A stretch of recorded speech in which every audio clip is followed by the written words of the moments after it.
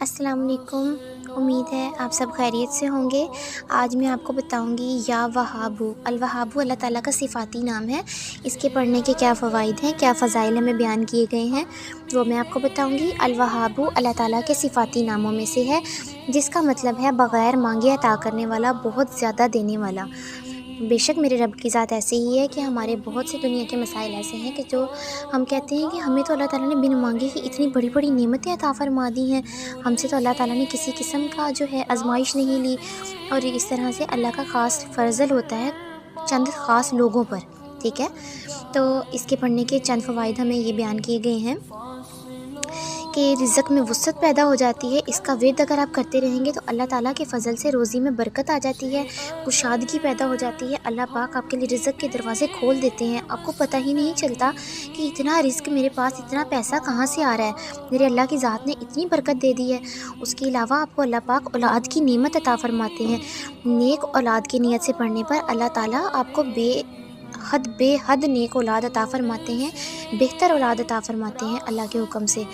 آپ کو دل کا سکون حاصل ہوتا ہے، پریشانیاں ختم ہو جاتی ہیں، بے چینی ختم ہو جاتی ہے، مایوسی میں کمی آتی ہے، ٹھیک ہے۔ اور اس کے بعد اس کا سب سے بڑا فائدہ کہ آپ جب یا وہابو پڑھیں گے نا، یا وہابو پڑھتے رہنے سے آپ کی دعا کی قبولیت اتنی آسان ہو جاتی ہے، اتنی جلد ہو جاتی ہے کہ یا وہابو کے ساتھ کی گئی دعا قبولیت کے قریب ہو جاتی ہے۔ آپ کی زندگی میں کسی قسم کی مشکلات آ جاتی ہیں، راستے اس کی چیزوں کے اللہ تعالیٰ کھول دیتے ہیں، رکاوٹیں ختم ہو جاتی ہیں، زندگیوں میں بے انتہا آسانیاں پیدا ہو جاتی ہیں۔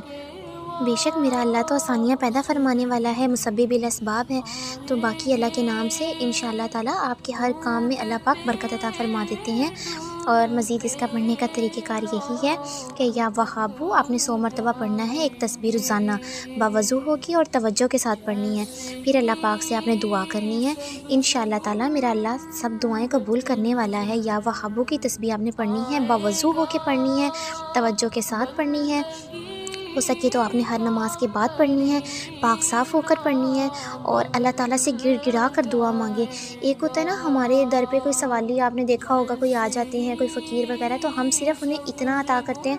کہ جس حساب سے وہ مانگ رہے ہوتے ہیں، ہاں جی چند پیسے دیجیے کچھ بھی، اور بعض دفعہ کوئی ایسا مدد والا آ جاتا ہے، وہ ہمارے سامنے رو رہا ہوتا ہے، تڑپ رہا ہوتا ہے، گڑ گڑا رہا ہوتا ہے کہ ہمیں اس پر خود رونا آ جاتا ہے، ترس آ جاتا ہے اس انسان کے اوپر کہ اتنا مجبور انسان ہے۔ اسی طرح میرے اللہ کی ذات ہے کہ آپ جب بھی کوئی وظیفہ کریں، کوئی دعا مانگیں، اللہ سے اپنا مقصد بیان کریں، اس کے سامنے بچوں کی طرح روئیں، گڑ گڑائیں، اسے بتائیں کہ یا اللہ آپ کے علاوہ میرا مسئلہ حل کرنے والا کوئی نہیں ہے، آپ ہی کی ذات ہے جو میرے ہر قسم کے مسئلے حل کر سکتی ہے، آپ ہی مجھے دے سکتی